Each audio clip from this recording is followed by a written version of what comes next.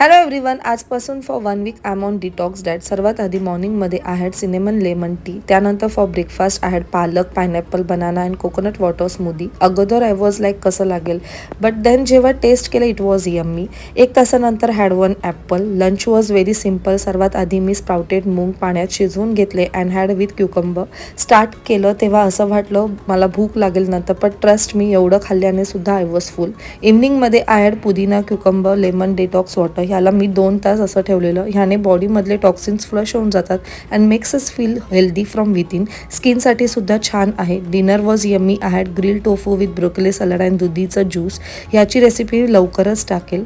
झोपण्याच्या आधी पुदिना, आलं आणि लिंबूचा चहा घेतला. मी हे सगळं प्रॉपर गायडन्समध्ये करते. So if you want to try, do consult once.